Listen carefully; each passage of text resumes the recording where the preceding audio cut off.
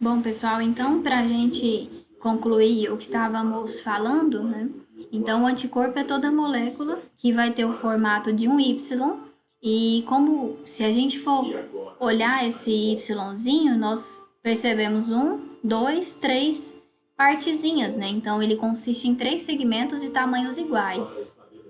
Todos os anticorpos são construídos da mesma maneira, que são as chamadas cadeias leves e cadeias pesadas. Quando nós falamos das cadeias do anticorpo, então aqui a gente tem um anticorpo, né, como falamos, com duas cadeias leves e duas cadeias pesadas. Então, um monômero desse, ou seja, um anticorpo, é um tetrâmero porque tem quatro partes, né? Aqui a gente tinha comentado, né, das ligações. Então, tava voltando lá para que a gente passe para esse ponto. Então, existem dois tipos de cadeias leves, que são as chamadas. Esse casinho aqui é de capa, né? Então, chamadas de cadeia capa, e a outra chamada de cadeia lambda, né? Então, existem dois tipos de cadeias leves, chamadas de capa e lambda, certo? Essas cadeias leves que estão presentes aqui, né, nessa região, quando eu tenho uma cadeia capa desse lado aqui, eu só posso ter uma cadeia capa desse outro lado. Quando eu tenho uma cadeia lambda desse lado, eu só posso ter uma cadeia lambda desse outro lado. Então, eu não posso ter capa aqui e lambda aqui. Então, elas têm que ser iguais, similares. Além das cadeias leves, a gente também tem as cadeias pesadas, né? E é essa cadeia pesada que define é definida que define a estrutura de um anticorpo, na verdade, né? Então, quem são essas cadeias? IgM, IgD, IgG, IgA, IgE. IgM, IgD, acrescentei aqui o que não devia. IgM, IgD, IgA, IgE, né? E a IgG. Essas cadeias, deixa eu tentar grifar isso daqui. Opa, não deu para grifar aqui. Essas cadeias pesadas aqui, aí, grifou. São essas cadeias pesadas, então, que definem o anticorpo. E essas cadeias são designadas por letras gregas. Então, vamos entender. Por que um anticorpo é chamado de IgM? Porque tem cadeia pesada Mi. Por que é IgD? Porque tem cadeia pesada chamada de delta, que é essa letrinha que vocês estão vendo aí na tela. Por que é IgG? Cadeia pesada gama. IgA, cadeia pesada alfa. IgE, porque tem cadeia pesada epsilon. Então, se porventura eu vejo esse anticorpo aqui, se eu falar que a cadeia pesada dele é a cadeia, por exemplo, ele tem epsilon, então esse anticorpo só pode ser um anticorpo de que tipo? IgE, né? Então é isso que determina o anticorpo que ele vai ser. Bom, cada cadeia, seja ela leve ou pesada, apresenta cerca de 110 aminoácidos. Esses aminoácidos a gente tem que lembrar que são aqueles peptídeos, são aquelas moléculas bem pequenas, que quando eu tenho quebra de proteína, eu gero aminoácido, né? Então, esses aminoácidos, quando estivermos falando de cadeia leve, eles terão um total de 2 domínios, né, que contém aminoácidos. E quando estivermos falando de cadeia pesada, essa cadeia pesada será composta por 4 domínios, certo? Eu não vou cobrar isso de vocês, mas fica aí a critério da informação. Aqui o que a gente tem para mostrar é essa região. Essa regiãozinha aqui, que é a porção que é onde o antígeno vai se ligar, e essa região, que é a porção constante.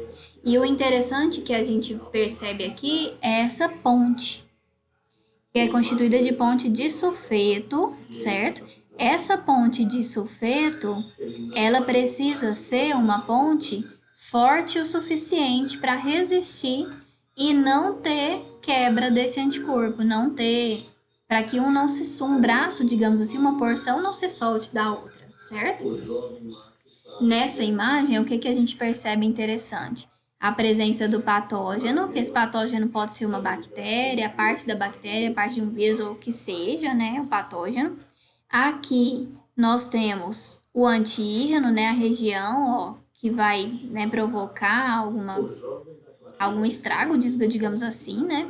E aqui poderia dizer que é um anticorpo, mas como ele está na superfície de uma célula que é um linfócito B, a gente chama isso de um receptor, né? Então, aqui nós temos o receptor que está entrando em contato com o antígeno do patógeno, certo? Causando uma resposta que a gente chama de policlonal, porque várias células vão fazer isso, né? Vão ter esse mesmo procedimento. E interessante para que a gente veja a afinidade que tem entre o antígeno e as cadeias leves e pesadas do anticorpo. Então, é uma interação tão forte que um se liga ao outro com uma afinidade muito grande, né? Então, um se encaixa ao outro muito bem, tá? E é bonita essa imagem, né? Aqui o que a gente falou da cadeia gama com a IgG, a cadeia Mi com a IgM, a cadeia delta com a IgD, a cadeia alfa com a IgA e a cadeia epsilon com a IgE. Então, só para relembrar o que nós havíamos falado, certo? E a última parte é que sobre as propriedades dos antígenos, né? Os antígenos, eles precisam ter duas propriedades distintas, que são antigenicidade e imunogenicidade. Qual que é a diferença entre uma e outra? Ser antigênico é que esse antígeno precisa se ligar aos anticorpos. Então, a partir do momento que o antígeno consegue se ligar ao anticorpo, nós podemos dizer que ele é antigênico. A partir do momento que houve essa ligação e houve a indução de uma resposta imunológica, nós podemos assim dizer que ele é imunogênico. Então, o antígeno tem que ser antigênico e imunogênico ao mesmo tempo. Que resposta imunológica vai ser essa? Lembra? Febre, né? Dor, rubor, calor, certo? E dentro ainda dessa imunogenicidade, ou seja, para que ele induza uma resposta imunológica, é necessário que esse antígeno seja estranho. Não sei se vocês vão lembrar que nós falamos que o antígeno ele precisa ser estranho. Caso não seja, o organismo passa a combater aquilo que é dele mesmo e aí não dá certo, gerando aquelas condições que a gente chama de doenças autoimunes. Então, a primeira característica, a primeira exigência para que ele seja, olha lá, imunogênico é o fato dele não ser próprio, né? Então, ele tem que ser estranho, ok? Tá ali, ó. Quanto mais estranha a substância, mais imunogênica ela se torna, tudo bem? Outra característica interessante que a gente tem como uma exigência para ele induzir resposta é o peso molecular. Então, é necessário que ele tenha um alto peso molecular, né? Então, tá assim, ó, peso molecular menor que 1000 Daltons, esse DA significa Daltons. Ele não vai ser imunogênico suficiente, né? Como teria que ser, né? Então, nós temos aqui, ó, exemplo, penicilina, aspirina e progesterona, todos como medicamentos. A partir do momento que ele for imunogênico demais, ou seja, ter um alto peso molecular, ele vai passar a gerar uma resposta imunológica, às vezes muito forte, né? Então, é como se a gente tomasse uma penicilina e tivesse uma reação, uma resposta muito exacerbada por conta desse peso molecular. E é por isso que ele não tem tanto peso molecular, certo?